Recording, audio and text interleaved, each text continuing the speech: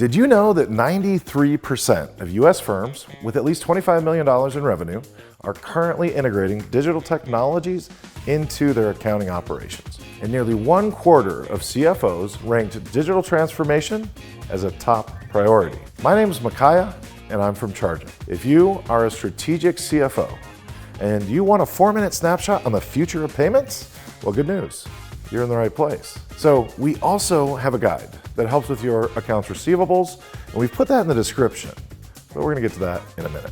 In the last few years, we've all been engaged in an ongoing conversation about digital transformation.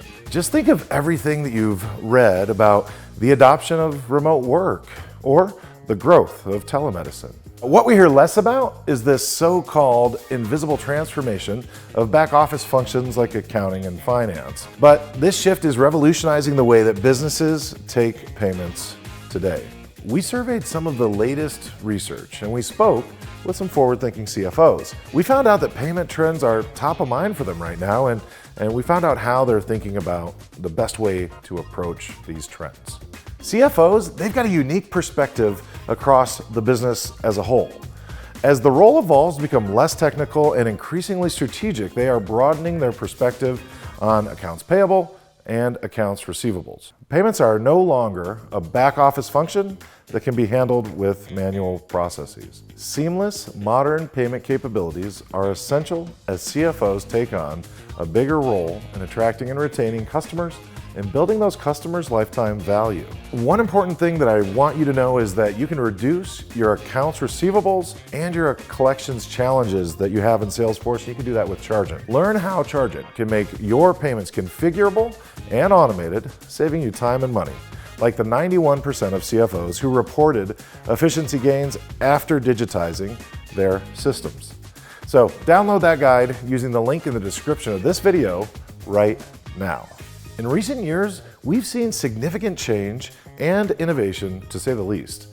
Companies that started or sped up projects to digitize their payment systems are leading the way in a post-2020 world. They report significant improvements like improved cash flow and more efficient operations, as well as stronger integrations with the key functions across the entire organization. And there is more good news.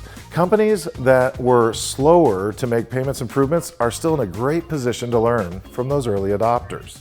One question we are often asked is, what payment trends do we see ahead? And what CFO and finance leaders should be paying attention to? We don't have a crystal ball, but here's what we're thinking about. In the consumer space, the rapid growth of mobile payments and digital wallets, it's surely expected to continue. And it's said that it's going to be making up half of all e-commerce payments by 2024.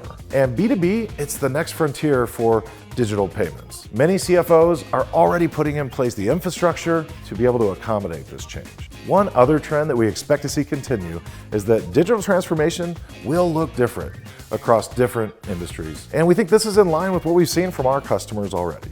Unsurprisingly, technology firms, they're leading the way in this adoption of digital payments. And in manufacturing and other traditional industries, they are prioritizing moving away from legacy payment systems and processes and overhauling invoices and payment systems. In finance and insurance, these modernization efforts are focused on improving payment processing and the settlement time. So what's on your mind as you think about the future of payments?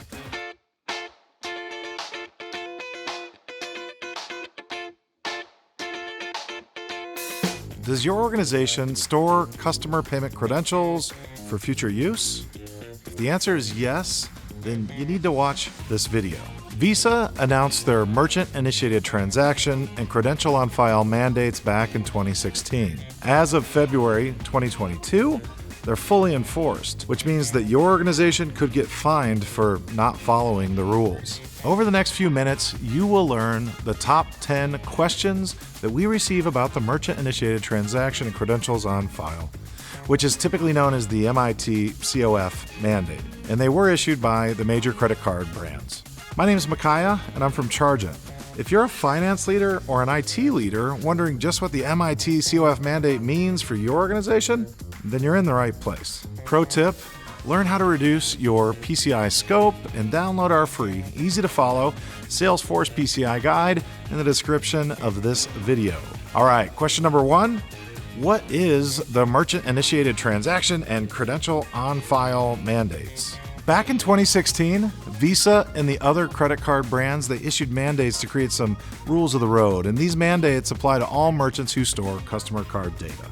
When your customer types in their credit card information or they push the Buy Now type button, that's a cardholder or consumer-initiated transaction, or in payments parlance, a CIT.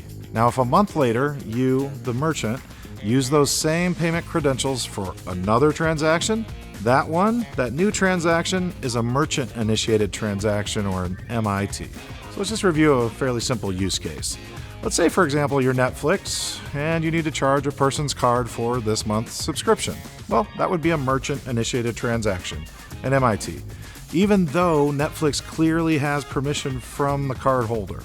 The MIT COF mandate, it describes what is expected out of you and I, the merchants, to use these payment credentials. And when we adhere to these rules, we see fewer chargebacks. We avoid additional fees for non-compliance, and we increase our authorization rates.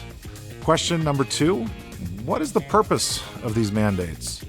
Before 2016, there were no standard rules that were used for managing stored credentials. Processors and merchants, they were deciding how to manage this on their own, which wasn't great for consumer confidence.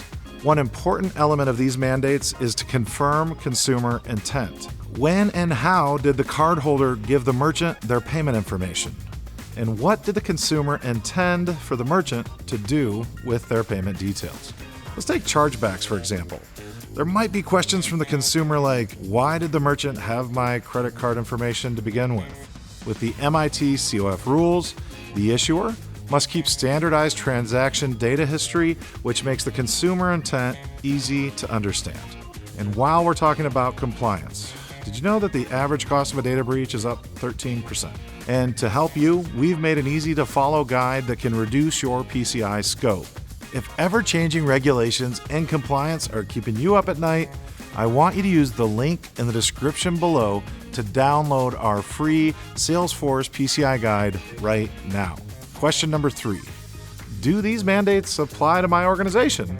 Well, most likely, yeah, they probably do. If you are keeping payment details, either encrypted card numbers or tokenized payment credentials, on file for future use, then yeah, this mandate, it does apply to your organization. Question number 4, does this mandate benefit my organization? Reality is, the credit card brands are taking a carrot and stick approach. If you're in compliance with the mandate, you'll see higher authorization rates, and it's especially true when it comes time to process your subscription, installment, or scheduled payments. And if you're not in compliance, you will risk increased enforcement. We had one international Chargent merchant who was not paying close attention to these mandates until they saw their authorization rates drop from 85 to 46%. This is a 40% reduction in their first try approvals. Again, that's 2 out of 5 additional transactions required the merchant to get the card details from the payer a second time. And you can easily see how this would lower their cash on hand and reduce their cash flow. Question number 5, how do my customers benefit? Well, today, customers want everything to be seamless. They provide their credit card information once, and then they expect to receive the services that they signed up for without interruption. MIT COF mandates, they ensure that us merchants, that we can deliver that seamless experience securely. Question number 6, how urgent is this? If you are a US-based merchant, you should be paying attention. The bigger your organization, the higher the risk of increased decline rates and non-compliance fees. This is happening now. I would certainly suggest you have a sense of urgency around this topic. All right, question number 7. How do I know if I'm in compliance? Well, if you are seeing payments decline by the payment processor rather than the payment gateway, which you can tell by looking at the error messages, that's a pretty clear indicator that you're not adhering as closely as possible to these mandates, and the system's looking for you to do better. Question number 8, I'm not in compliance with the MIT COF mandates, and what happens now? Well, it is possible that nothing happens, or you may run into higher decline rates when processing payments. So quick tip, take a look at your decline rates from your most recent batches and then compare them against decline rates from a year ago, from 2 years ago. In fact, go as far back as possible. Are the decline rates the same? Are they maybe better today? So remember, Visa and MasterCard, they report that on average, 15% of recurring payments are declined. The farther you are from this benchmark, the more likely it is that you have a problem. Question 9, so how do I get in compliance? Well, Chargent customers using the most current version can update their processes to become compliant. Just configure the order source field on Chargent Order to accurately indicate which type of transaction is being conducted.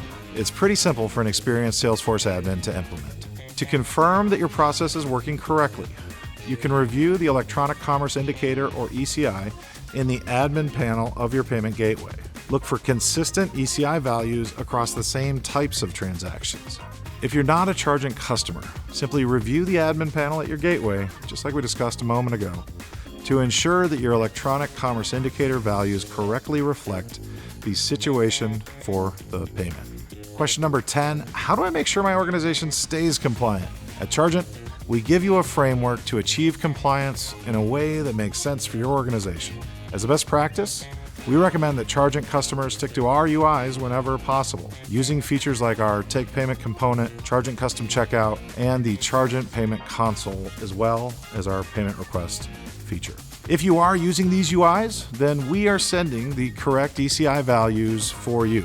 We work hard to ensure that you're empowered to meet mandates while maintaining flexibility as rules are updated. And now that you know how to be compliant with MIT COF mandates, I want you to check out this next video here, where you can learn more about how to make payments in Salesforce simple. My name is Micaiah, and I'm from Chargent, where we are dedicated to helping you make payments simple in Salesforce. And remember, we're always here to help.